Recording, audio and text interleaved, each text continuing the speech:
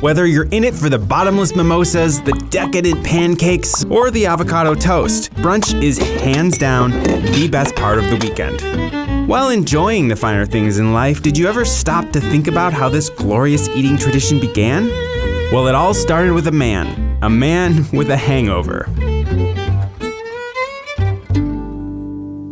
Back in 1895, there was this guy named, Guy, and he was a writer living in England. At that time, Sundays were a big deal, and early post-church meat-heavy meals were all the rage. But for those nursing a hangover and recovering from the previous night's debauchery, those meals weren't always appetizing. So Guy proposed a compromise and penned a prolific essay appropriately named Brunch, a Plea.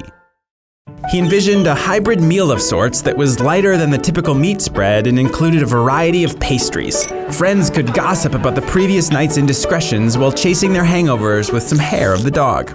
But the delicious British invention took what seems like forever, 30 years, to catch on in the States. When it did, Sunday morning never looked the same again. So the next time you're enjoying a French toast chased by a Bloody Mary, take a second to thank the hard-drinking Englishman by the name of Guy.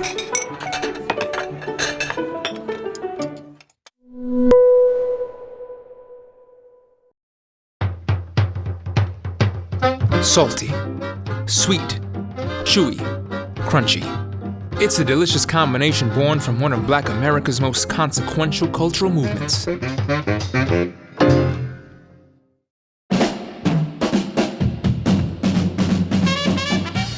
It was the 1930s. The place was New York City. It was the epicenter of Black Americans' movement into mainstream culture, the Harlem Renaissance. Artists, writers, and thinkers would gather at venues in Harlem into the wee hours of the morning, listening to touring big bands and jazz artists. As the clubs stayed open later and later, so did the local restaurants to take in the hungry concertgoers.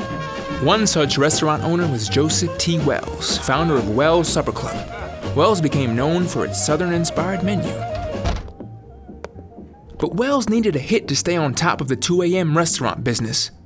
What could he do? Seeing an opportunity, Wells realized that the fried chicken leftovers from dinner could be served with the freshly prepared waffles for breakfast, creating a sweet and savory concoction unlike anything else. The dish was a hit. Eventually, word got out and chicken and waffles became a soul food staple from Atlanta to Los Angeles. And though Wells closed in 1982, the dish lives on. So when you think of the Harlem Renaissance, take Duke Ellington's jazz, Langston Hughes' poetry, and Joseph T. Wells' chicken and waffles.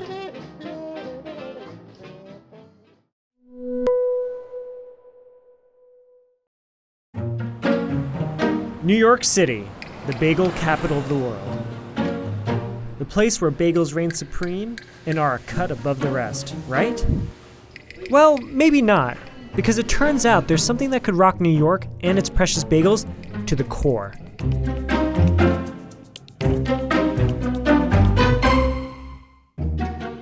Montreal has their own booming bagel industry, and there's a constituency of bagel enthusiasts that actually consider Montreal bagels better than New York's. Shocking, I know. I lived in New York for 50 years, but I don't care for the New York bagels, and neither does my family.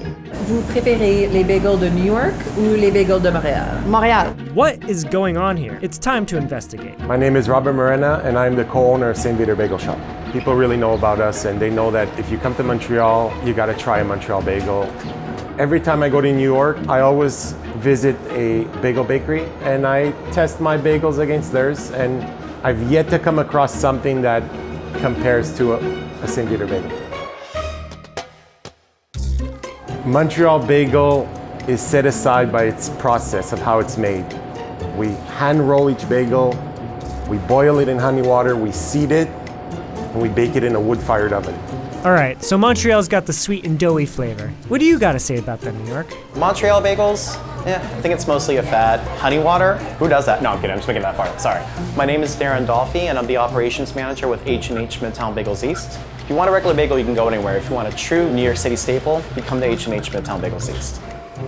Look, it's New York City. We're moving at a fast pace. We sell a lot of bagels. Some bagels are made on a machine, others are hand-rolled like our cinnamon raisin. Big deal, still same great taste. It's a very labor-intensive process that takes roughly 24 hours from start to finish before we can bake off the bagels. So you each have your own process. Big deal. How do you eat them? So generally, we do not cut our bagels, and they come out of a wood-fired oven. They don't need to be toasted. You come, you pick up the bagels, and they buy a tub of cream cheese, and you would make the bagels yourself. That's the real Montreal way of doing things. Got it. So in Montreal, I have to make it myself. What about in New York? When you walk into H&H MIDTOWN Bagels East, you walk to the counter, place your order, we slice the bagel, we put cream cheese, we put the lox, we wrap it up, and it's ready to go. New York started manufacturing bagels before Montreal. The big difference is that we just kept our bagel making tradition the same. Still horse and wagon. So if you're more of a sweet and doughy do-it-yourself bagel maker, Montreal's for you. But if you prefer the toasted bagel with everything on it, you gotta come to New York. But in the end, if there's one thing we can all agree on, it's that everything's better with cream cheese.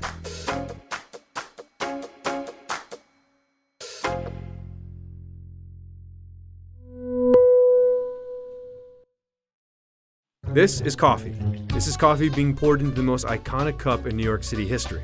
So how did they sell over 1 billion of these?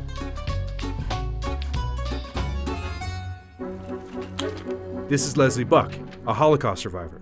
Immigrating to New York after World War II, he got a job working as a sales manager at the Sherry Cup Company. The company wanted to break into the New York diner scene. Leslie noticed Greeks ran most of the diners. So what did he do? He decided to create and design a cup that would appeal to them. He used the colors of the Greek flag, blue and white. Along the top is a Greek key, one of the most iconic designs in architecture. The sides mimic a Grecian vase. Smack dab in the middle, Greek-style lettering that embodied the very soul and motto of the cup. We are happy to serve you. And guess what? It worked. Solo bought the Sherry Cup Company. In 1994 alone, they sold over 500 million cups. And today, the Amphora Cup has reached full-blown icon status. Nice work, guys.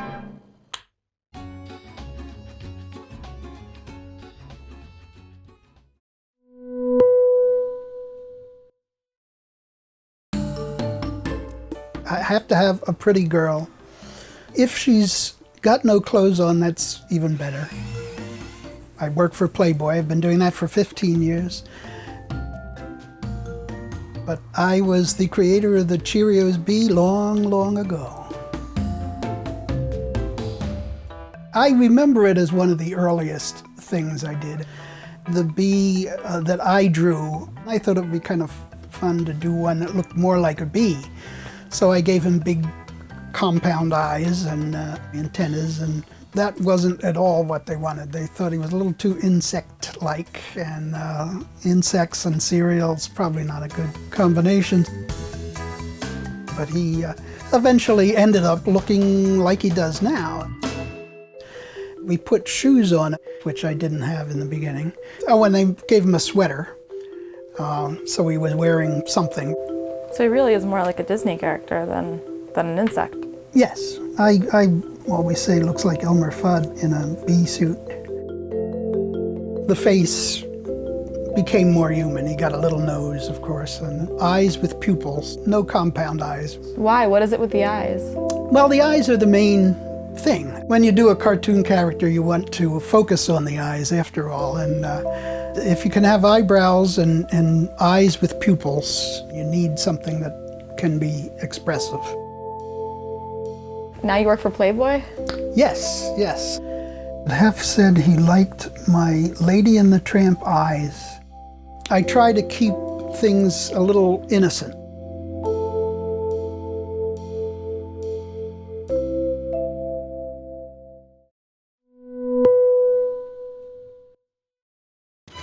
Nothing says Britain more than... Nope. Nope. Keep going. Ah, yes. There it is. A nice cup of tea.